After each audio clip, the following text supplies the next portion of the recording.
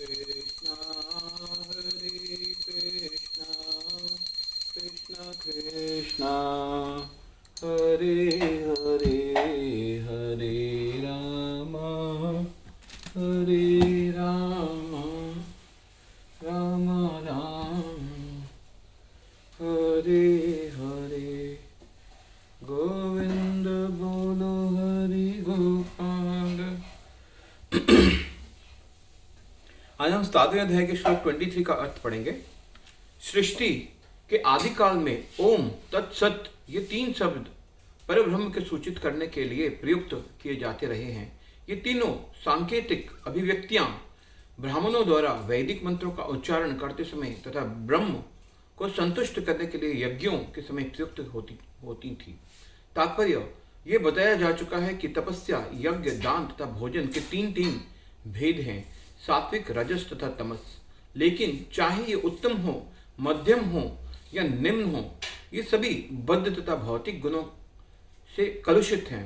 किंतु जब ये ब्रह्मा ओम तत्सत को लक्ष्य करके किए जाते हैं तो आध्यात्मिक उन्नति के साधन बन जाते हैं। शास्त्रों में ऐसे लक्ष्य का संकेत हुआ है। ओम तत्सत से 3 शब्द विशेष रूप से परम सत्य भगवान के सूचक हैं। वैदिक मंत्रों में ओम शब्द सदैव रहता है।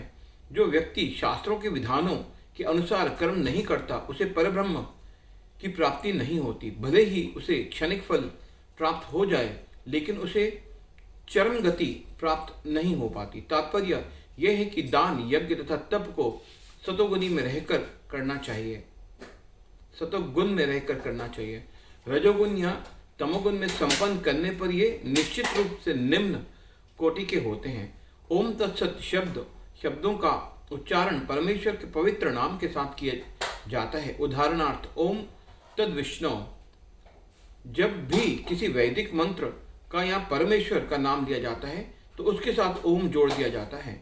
यह वैदिक साहित्य का सूचक है। ये 3 शब्द वैदिक मंत्रों के लिए जाते हैं।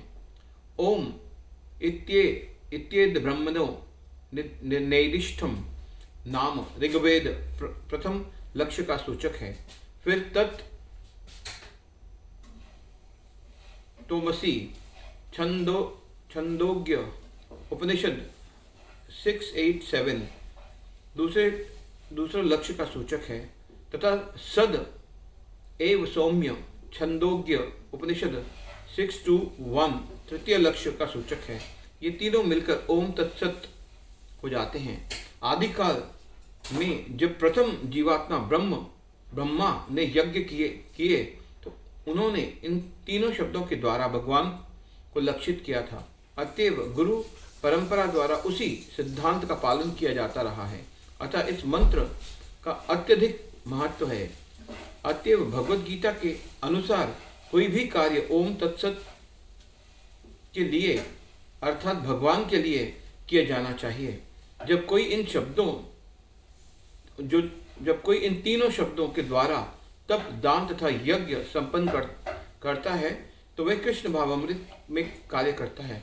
कृष्ण भावामृत दिव्य कार्यों का वैज्ञानिक कार्यान्वयन है जिससे मनुष्य भगवत धाम वापस जा सके। ऐसी दिव्य विधि से कर्म करने से में शक्ति का क्षय नहीं होता। हरे कृष्णा हरे कृष्णा।